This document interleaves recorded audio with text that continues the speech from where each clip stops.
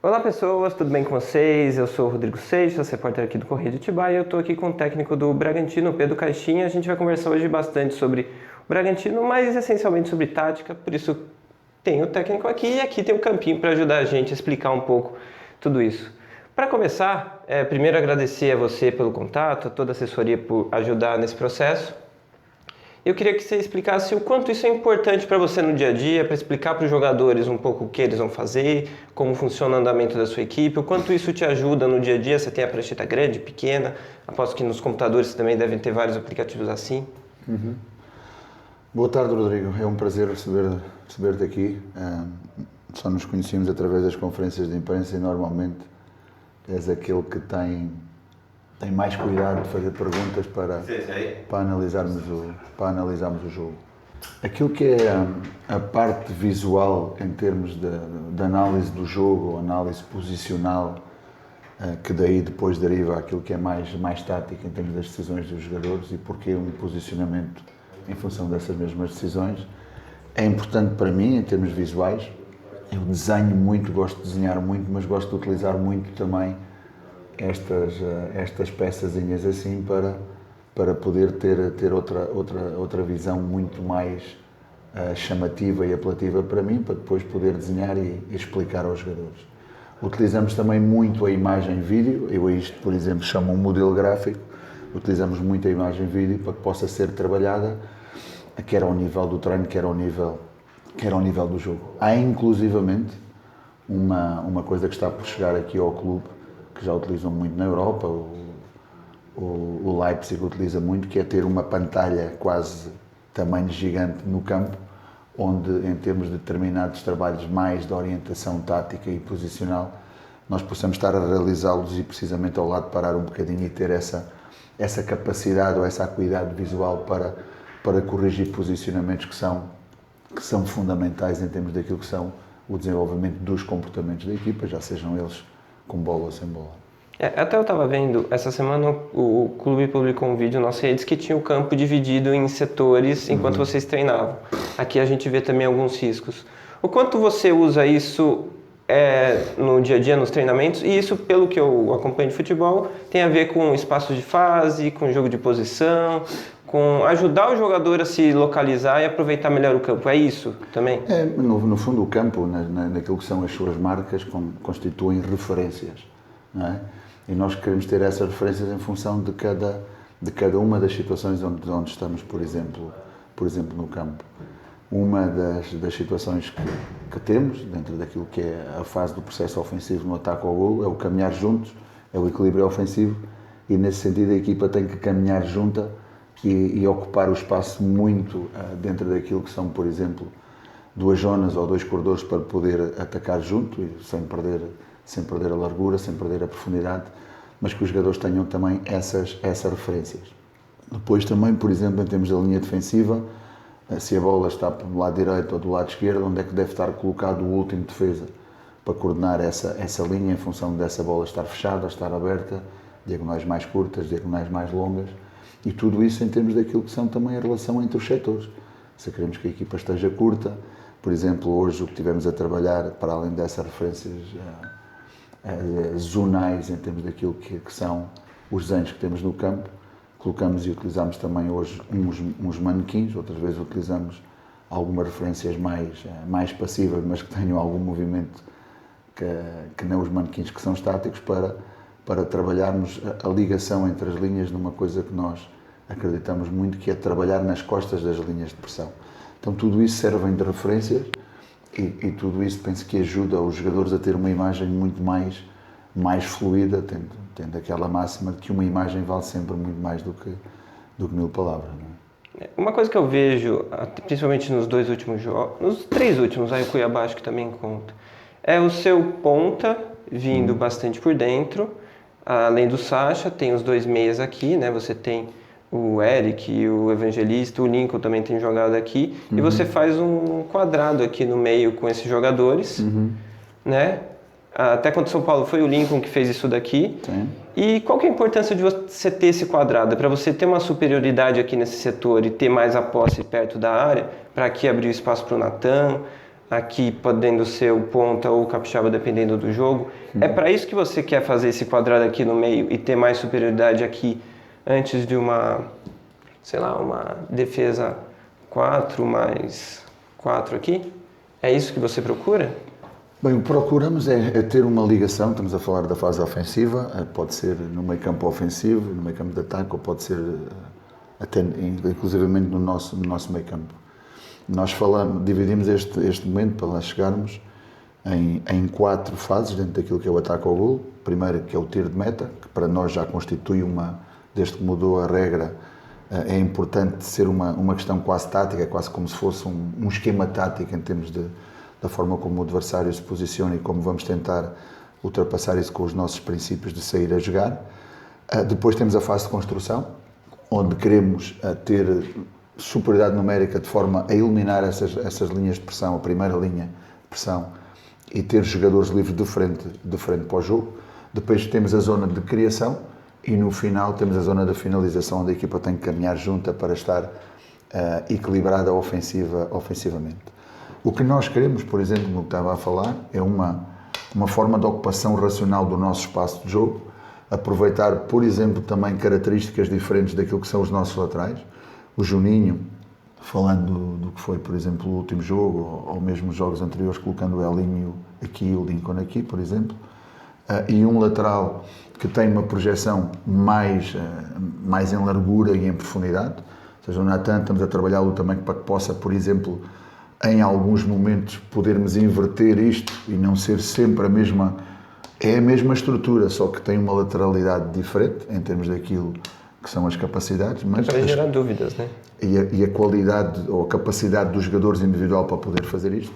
Depois, independentemente se o adversário, por exemplo, pressiona a 3, como é que nós queremos trabalhar aqui nas costas da linha de pressão, e nós queremos trabalhar mesmo muito, muito pegados nas costas desta linha de pressão, e depois ter, independentemente daquilo que é a estrutura adversária, mas também tendo em conta as relações numéricas e os espaços, ter esta possibilidade de criar por dentro, ou ter esta possibilidade de criar, por exemplo, por fora, baixando mais estes jogadores que aqui estão, ou inclusivamente este fixar o lateral, ser este a dar esta opção, e então dar-nos estas superioridades numéricas e fluidez no jogo desde a fase da construção, que é uma fase que eu acredito muito e acho que é determinante. Por exemplo, na primeira fase com o São Paulo não tivemos essa capacidade, tivemos de dividir mais o jogo e isso custou-nos.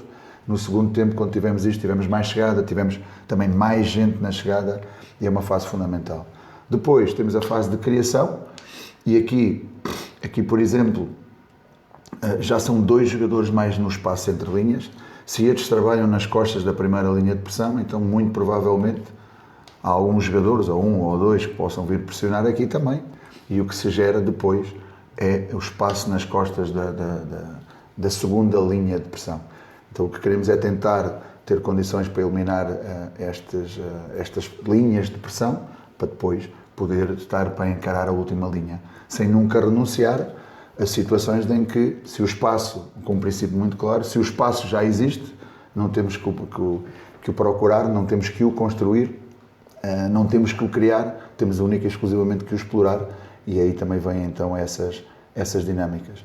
Aqui também podemos ter alguma variabilidade, onde, por exemplo, ter a capacidade, se tivermos aqui mais 3 jogadores, então fazer uma variabilidade em vez de fazer 2-3, fazer quase um 3-2 e também criar aqui algumas dinâmicas diferentes nesta zona, entre a zona da construção e a criação. No fundo são 5 jogadores mais neste espaço central que dominam mais o jogo interior, mas sempre com a possibilidade de jogar por fora e jogar na profundidade. Uma coisa que se diz muito hoje é que o time tem que ter largura, tem que ser compacto, mas tem que ter profundidade. Se diz muito que o time tem que ter profundidade. Por que é tão importante ter profundidade e como é que você usa ela no seu jogo? Bem, a profundidade é importante dependendo daquilo, uma análise em relação àquilo que nós fazemos do adversário. Se todos os adversários contra nós nos exploram a profundidade, é porque nós, em primeiro lugar, jogamos com uma linha a subir, não é? Seja ela a 3, dependendo do balanço, ou a 4, se o lateral fizer o balanço aqui, normalmente é uma linha a 3, porque sabem que o espaço que existe é nas costas. Então isso tem a ver com essa análise que se faz sobre os adversários. Já se for uma linha mais baixa, então eu estou a reduzir o espaço e aí como é que eu vou criar condições de tendo pouca profundidade, poder atacar essa profundidade, ou se for uma equipa que me der, por exemplo, espaço entre linhas, então como é que eu vou entrar nessas entrelinhas para depois explorar a profundidade. Então é sobre estas ferramentas que nós temos que trabalhar na equipa, em termos da dinâmica também, para estar preparado para quando encontramos uma equipa que nos dá o espaço nas costas, explorá-lo. Quando nos dá o espaço entre linhas, explorá-lo. Quando dá o espaço entre a primeira e a segunda linha, explorá-lo também. Mas sempre com o objetivo de explorar a profundidade. E é, uma vez mais, a mesma coisa. Se nós tivermos condições de um só passe poder eliminar todo o bloco na profundidade, nunca devemos rejeitá-lo. Então, uma outra coisa que eu vejo que a sua equipe faz muito, e tem outros times que já começam a fazer isso no Brasil, é você pensa aqui numa saída de bola adversária, seu time marca individual na saída para você tentar, eu imagino que é tirar as opções de passe, porque como você tem uma marcação individual em cada um dos jogadores, fica mais difícil você escolher qual caminho você vai tomar, então a chance de você errar é maior. É o caminho que você busca? Tem algum problema disso? Porque talvez se der algum desencaixe pode ser que abra um caminho para alguém? É esse o principal problema? Esse obviamente, é um risco. É um risco quando assumimos isto. O Rodrigo disse muito bem, o ano passado éramos a única equipa que o fazíamos. Eu hoje já vejo mesmo muitas equipas a fazê-lo no Brasil, o que é sinal que deixamos essa imagem de marca e temos de continuar a fazê-la. O princípio é muito claro. Há, por exemplo, equipas, o São Paulo fazia isto, mais com o Calera, e não fez tanto agora neste jogo, mas, por exemplo, o Racing colocava-nos aqui três jogadores. Então sabemos que, obviamente, no tiro de meta não há impedimento, temos que assumir isso, mas a partir do momento em que a bola rola o seu perímetro, isto já deixa. Pronto, então estes princípios são princípios que nós temos que saber dominar, saber explorar e depois também em termos daquilo que é a capacidade de pressionarmos a bola para fechar aquilo que é a nossa profundidade. É verdade, o princípio é orientador de partida, é numa referência individual, mas depois vêm as tais referências que nós temos do campo e os tais princípios defensivos que temos que também cumprir. Então, por exemplo, se a bola está deste lado, eu não preciso de estar numa marcação individual daquele lado, porque fica afastado do centro do jogo. E até a bola chegar ali já dá tempo de voltar a marcação, né? Tenho que utilizar aquilo que é o princípio da concentração. E então passo a defender um campo mais pequeno, por exemplo, onde podem estar dois jogadores numa zona passiva, porque a bola não está lá naquele momento, e em função disso, quais são as nossas referências para que possamos concentrar e, nessa concentração, poder também exercer momentos de pressão. Uma coisa que você faz também é, vamos dizer que o time tem uma linha de 4 para defender e muitas vezes jogou o Jadson aqui. Só que ele não era o cara que abria por aqui, ele vinha por dentro para fazer mais uma linha aqui. Outras vezes você joga com um ponta que vem por dentro, mas no ano passado eu lembro que você jogou uma vez com o Bruninho aqui na esquerda, ele vinha por dentro. Para você, os jogadores são mais função do que necessariamente uma posição? Assim? Sim, era ótimo que muitos deles pudessem fazer essas várias posições e terem a capacidade desse entendimento do jogo. O Jadson foi um tema por necessidade de lesões que tivemos nos laterais direitos em algum momento. Foi também por entendermos que ele nos podia fazer aquilo que o Juninho fazia do lado contrário. Então, por exemplo, estando o Juninho aqui, estando o Jadson aqui, havia essa alternância dele poder fazer isto aqui, o que quer dizer que o Jadson já vinha ocupar em construção os terrenos que ele normalmente ocupa, o que me permitia que aqui, se ele era o lateral direito a vir para dentro, fosse o ponta a estar aberto, para criar vantagens qualitativas de um para fora e permitir ter aqui um jogador por dentro de mais intensidade, de mais mobilidade, de mais diagonais, de mais ataque ao espaço e dava características diferentes. Ao mesmo tempo permitia também que quando o Juninho viesse aqui, esta linha pudesse mudar e criar também alguma indefinição, alguma dúvida em termos daquilo que é a marcação no adversário.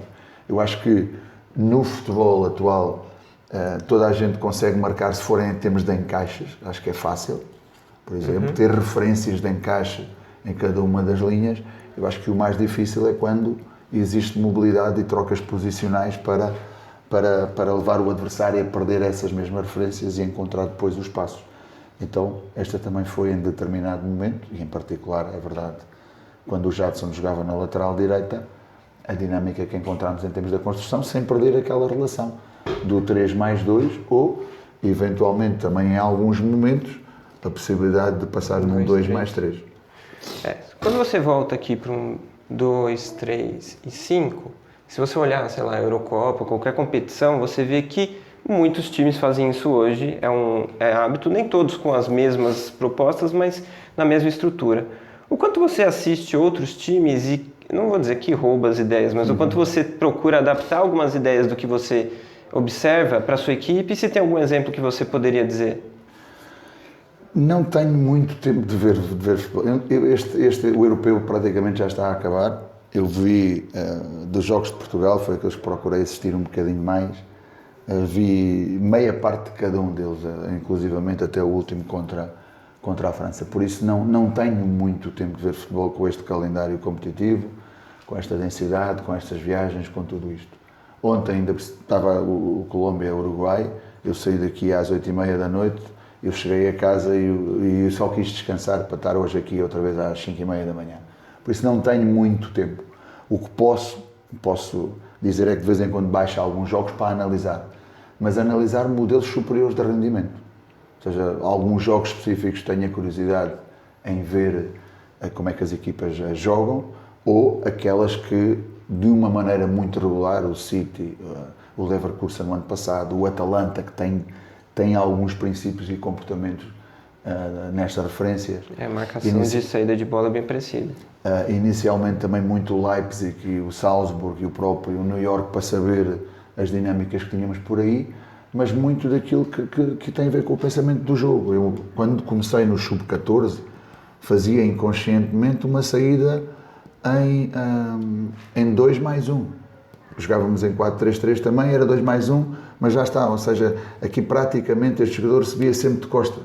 Era muito difícil ele sair da pressão. Sim. Depois, que solução é que dávamos aqui? Poder baixar aqui. Porque daí se você vem aqui, ele libera o caminho. Pronto, depois fazer aquilo que nós chamamos o carrossel, ok? O meia baixa aqui, sobe o lateral e este vem por dentro. Ou o carrossel invertido, do lateral ir por ali, do outro baixar aqui e deste estar um bocadinho mais aberto. Então começámos a criar estas dinâmicas que eram interessantes, e a equipa também pode utilizá-las em determinados momentos, deste jogador baixar aqui ou subir ali nas costas, por exemplo, desta pressão, mas aquilo que estabilizámos mais, porque achamos também que é importante ter uma base em relação a isso, foi muito mais nesta dinâmica do 3+2, com a possibilidade de criar depois também situações de 2 contra 1 por fora, para ter a saída não só por dentro, mas também por fora. Agora eu vou para a última pergunta, que é uma coisa que acontece muito. O seu time, em boa parte dos jogos, tem os posicionamentos, né, o jogo posicional que se diz, e dizem que quando faz uma marcação individual, esse jogo fica muito fechado, porque os jogadores têm as posições definidas. Um dos caminhos que se faz para fugir de uma marcação individual é talvez esse carrossel, né? É um jeito de fazer isso. Sim. Ou, por exemplo, eu estava vendo o jogo da Espanha contra a Alemanha, a marcação era individual no meio de campo e o Rodri, em muitos momentos, arrastava o Gundogan para cá e liberava um caminho direto para o ataque. Esse também é uma outra possibilidade? Sem dúvida, se a marcação é individual, por exemplo, na bola parada, se a marcação for individual, ou seja, eu posso levar o meu adversário que me está a marcar para um lado qualquer, porque o que vai acontecer é que ele me vai seguir. O princípio é o mesmo aqui. Então, criar dinâmicas de mobilidade, de um de atrair, outro de explorar o espaço, a algum determinado momento do movimento pode perder a marca e aí este jogador já fica livre. Ou mesmo situações de 2 contra 1 também, de 2 contra 1, ou inclusivamente de 1 contra 1 para eliminar. Porque a partir do momento em que elimina e este jogador vai livre, ou seja, há algum ao longo do processo de ataque ao golo adversário que vai ter que deixar a marca dele, não é? Para sair no portador da bola, naquela está, e aí, pronto, depois eu posso começar a criar superioridades numéricas. Mas sim, a mobilidade, situações de combinações diretas, 2 contra 1, ou situações individuais de eliminar a minha marca direta e procurar atrair aquilo que é a marca de um companheiro para poder criar superioridades numéricas. Então é isso, muito obrigado a todo mundo que acompanhou, ao Pedro, à assessoria, a todo mundo. Agradeço muito. Esse é o Correio de Atibaia, são os vídeos que a gente faz sobre futebol. A gente tenta sempre trazer assuntos um pouco mais profundos sobre futebol, sobre tudo que acontece aqui na região. Então espero que vocês tenham gostado. Até o próximo vídeo. Valeu! Valeu, galera!